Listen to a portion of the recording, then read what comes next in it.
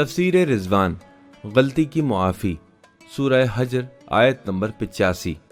وما خلقنا السماوات والأرض وما بينهما إلا بالحق وإن الساعة لآتية فاصفح الصفح الجميل۔ ہم نے آسمانوں اور زمین اور جو کچھ ان دو کے درمیان ہے سوائے حق کے پیدا نہیں کیا۔ وعدہ شدہ گھڑی قیامت آ کر رہے گی اور ہر کسی کو اس کی جزا مل جائے گی، بس آپ ان سے شائستہ طریقے سے درگزر کریں اور ان کی نادانی پر انہیں سرزنش نہ کریں۔ امام رضا علیہ السلام ذکر شدہ آیت کی تفسیر میں فرماتے ہیں، صفحہ جمیل یعنی دوسرے فریق کو مورد الزام ٹھہرائے بغیر دوسروں کی غلطیوں کو معاف کرنا ہے۔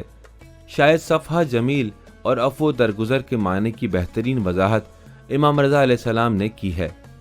دوسرے فریق کو سرزنش کیے بغیر اس کی غلطیوں کو ہم معاف کر دیں، یہ عفو درگزر انسان دوستی کا ایک خوبصورت ترین نمونہ اور بلند انسانی اخلاقیات کا مظہر ہے۔ اس آیت پر توجہ کیجیے، نیکی اور برائی ایک جیسے نہیں، اس برائی کو بہترین انداز سے دور کرو، پھر تم دیکھو گے اس اچھے رویے کے ساتھ تمہارے اور جس کے درمیان تمہاری دشمنی ہے ایسا ہو جائے گا کہ گویا تمہارے درمیان قریبی اور گہری دوستی ہے۔ دوسروں کی غلطیوں کو معاف کرنے کے اہم ترین اثرات میں سے یہ ہے کہ انسانی روح ہدایت پاتی ہے، نازک حالات میں انتظام کرنے اور جذبات پر قابو پانے کی صلاحیت حاصل کرتا ہے، کیونکہ دوسروں کی غلطیوں پر نیکی کے ساتھ جواب دینا اس بات پر دلالت کرتا ہے کہ تم بدلہ لے سکتے تھے، لیکن بہتر یہ ہے کہ غلطی کرنے والے کی سطح پر آ کر اس کا مقابلہ نہ کرو۔ اس طرح دشمنیاں ختم ہو جاتی ہیں اور دوستیوں میں بدل جاتی ہیں، انسان کی معاشرتی حیثیت بہتر ہو جاتی ہے۔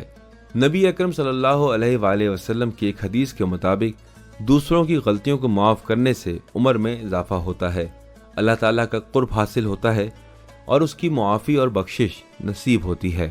لہٰذا دوسروں کی غلطیوں کو معاف کر دیں تاکہ ہماری غلطیاں بھی معاف کی جا سکیں۔